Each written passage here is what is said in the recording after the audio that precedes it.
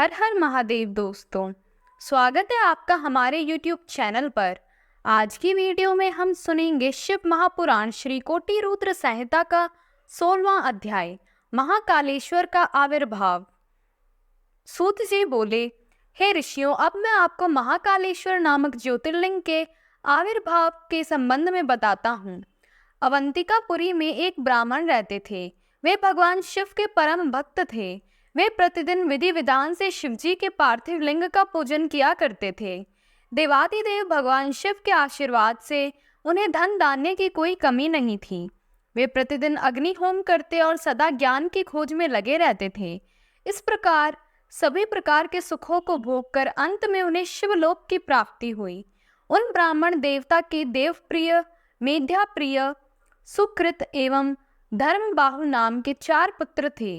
ये चारों भी अपने पिता के समान ही सद्गुणी थे। उनके कारण अवंतिका नगरी ब्रह्म तेज से परिपूर्ण थी। वहीं पास ही में रत्नमाला नामक एक पर्वत था।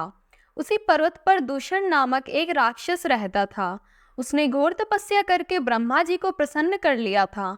ब्रह्मा जी से इच्छित वर पाकर वे दुष्ट धर्म का शत्रु बन गया था। वह धर्म का नाश कर देना चाहता था।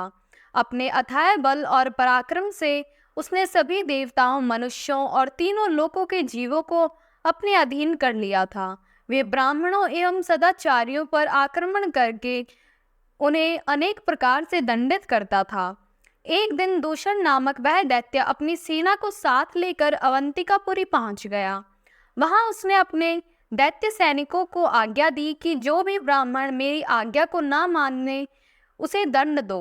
आज्ञा पाकर वे दैत्य नगरी में उपद्रव करने लगे। सारी जनता हाहाकार करने लगी।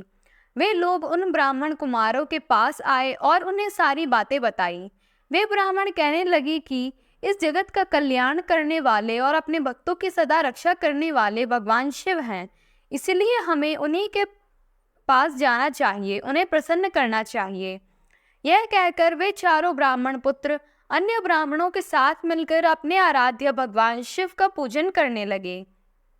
उसी समय चारों महादैत्य वहां पहुंच गए और उन ब्राह्मणों को शिवजी की आराधना में देखकर अत्यंत क्रोधित होकर बोले, मार डालो इन सबको।